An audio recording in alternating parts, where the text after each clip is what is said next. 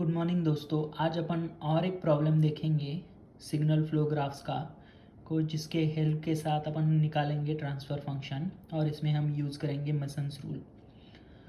तो problem statement क्या है? यूज़ करो मेसन्स रूल और ट्रांसफ़र फंक्शन निकालो C of S upon R of S. C of S इधर है जो आउटपुट है, आर ऑफ एस इधर है जो इनपुट है, और ये जो दिया गया है वो सिग्नल फ्लो ग्राफ है। तो हमने इसके पहले वाले प्रॉब्लम में भी ये दिखाया था कि कैसे सॉल्व करना है। जब भी अपन को ट्रांसफ़र फंक्शन निकालना है यूजिंग सिग्नल फ्लो ग्राफ, अपन को स्टेप बाय स्टेप जाना है।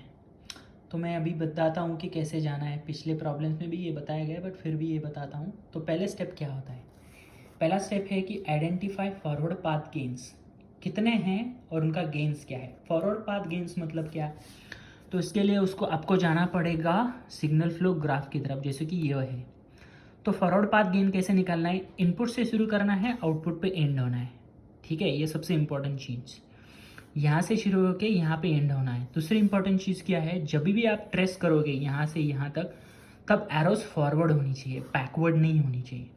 तो चलो देखते हैं कि कैसे निकाला जाता है। तो यहाँ से स्टार्ट किया, ये फॉरवर्ड एरो है, फॉरवर्ड एरो है, फॉरवर्ड है, फॉरवर्ड है, फॉरवर्ड है, फॉरवर्ड है, एंड हो रहा है।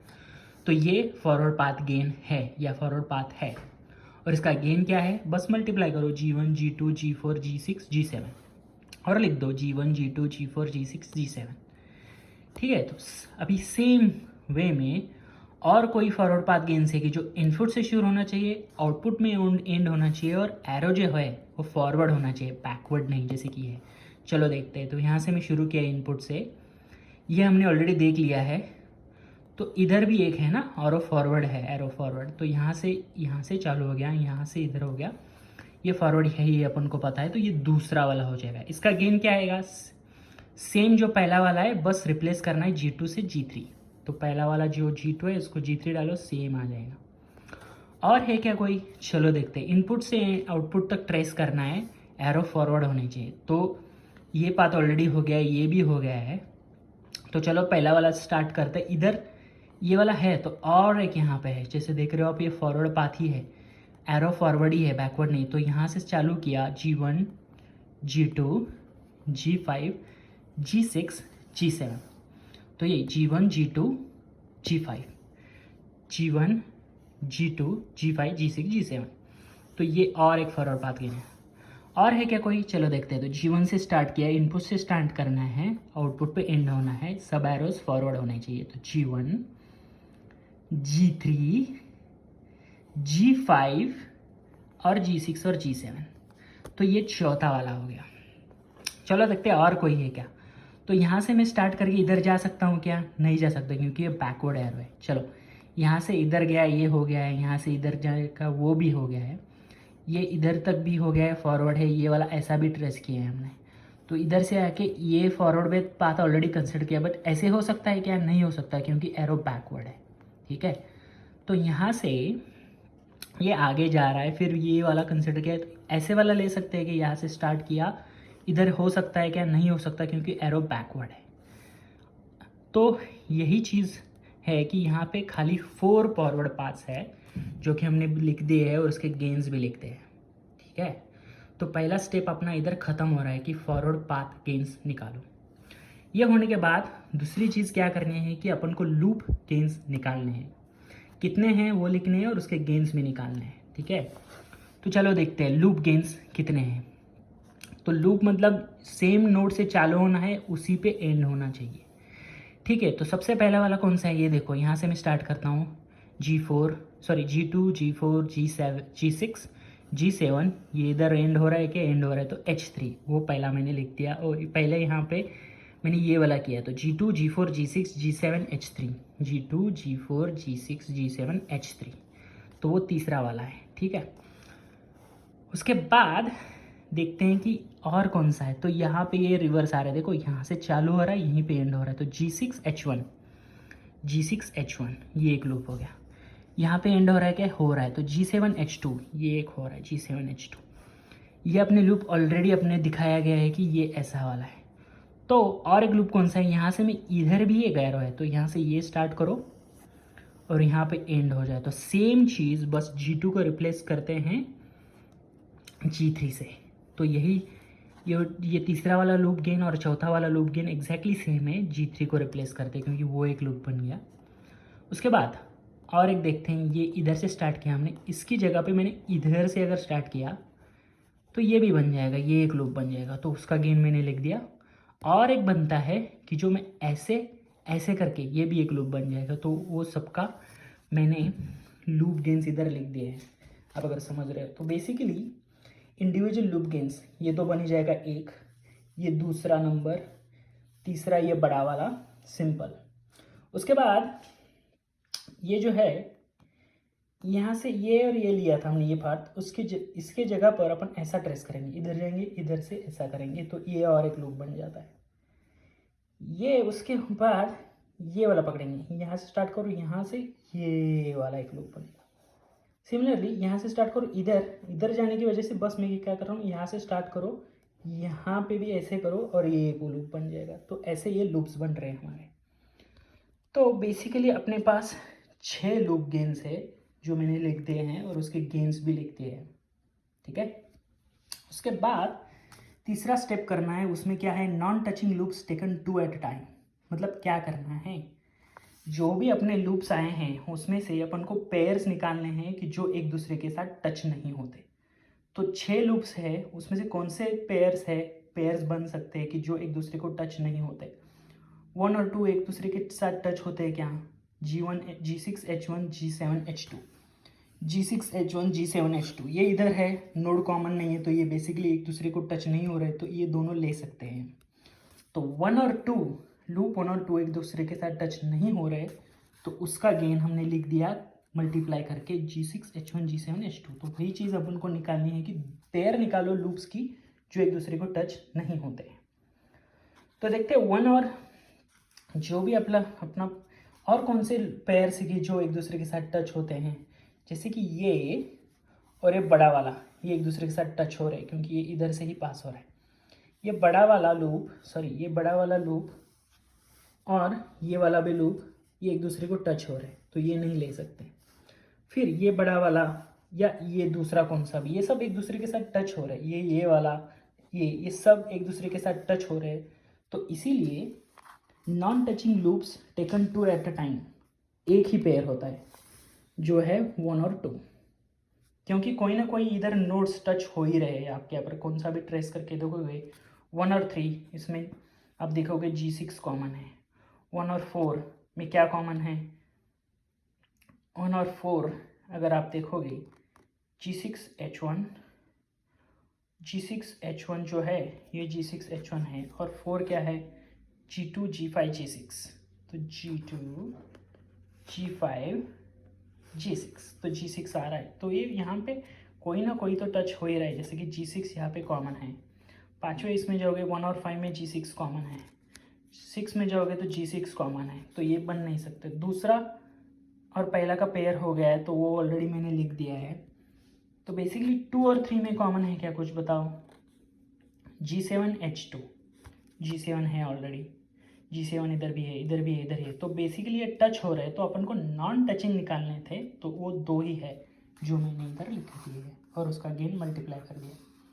अभी निकालना है जो ऐसे 3 लूप निकालो जो एक दूसरे को टच नहीं होते। तो ऐसे ये पूरे इसमें ऐसे कौन से 3 लूप्स है जो एक दूसरे को टच नहीं होते। तो एक लूप है, ये एक लूप है और बाहर वाला है, बट वो टच हो रहा है, तो वो नहीं ले सकते।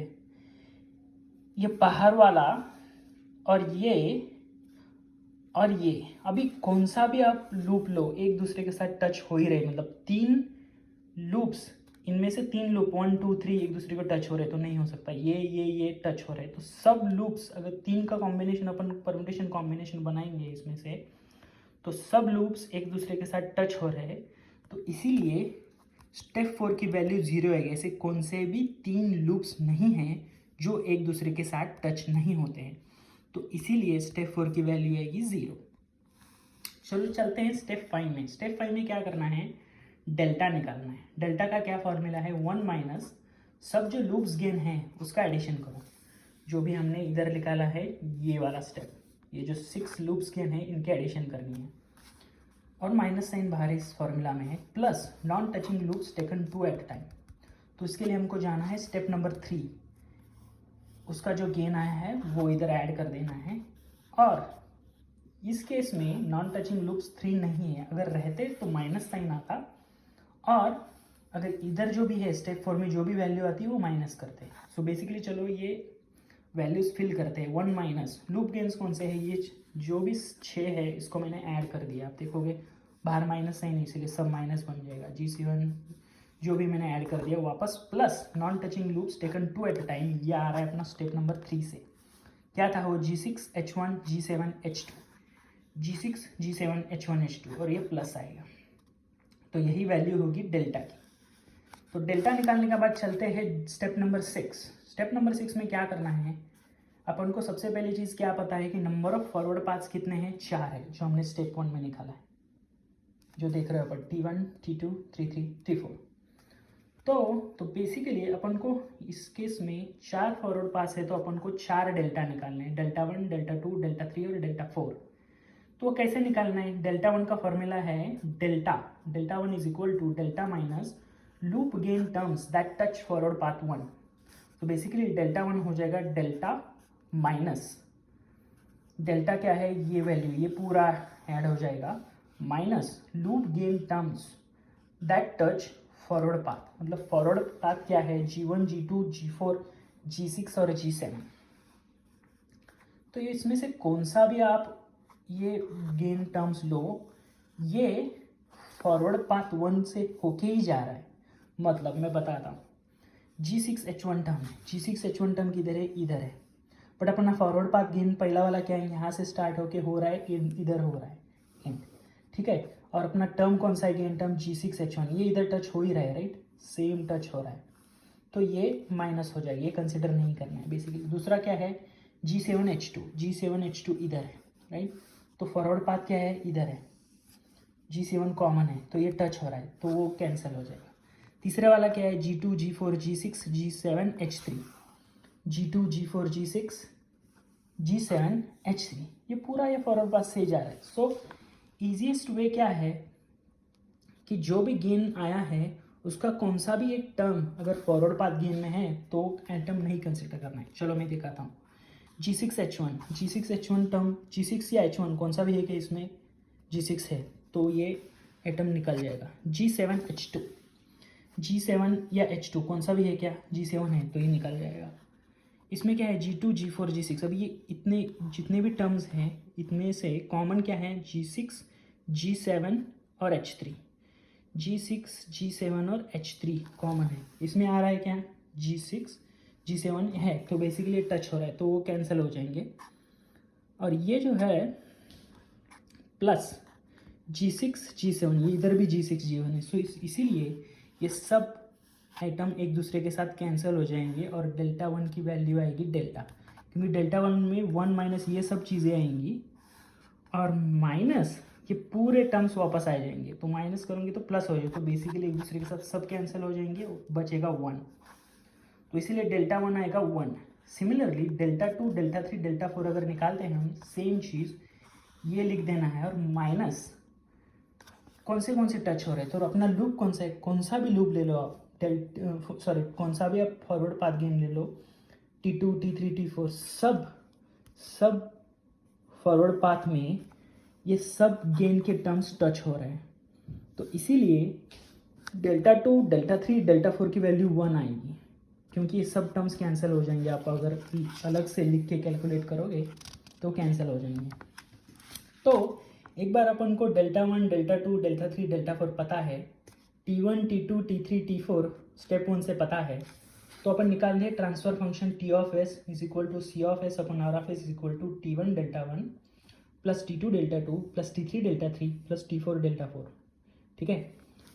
तो अपन को डेल्टा 1 डेल्टा 2 डेल्टा 3 डेल्टा 4 पता है 1 है, और T1 T2 T3 T4 इधर है, तो ये सब इधर लिखे, इन सब की एडिशन करेंगे। इनकी सब एडिशन करते समय आप देखेंगे कॉमन टर्म क्या है, G1 G6 G7 है, तो वही बाहर निकाला है, G1 G6 G7 बाहर निकाला है, और कॉमन जो भी है उधर निकाला है। डेल्टा का जो है, जो हमने स्टेप नंबर निकाला था 5 में, ये डेल्टा है, तो यही चीज़ हमने डिनोमिनेटर में लिख दी है।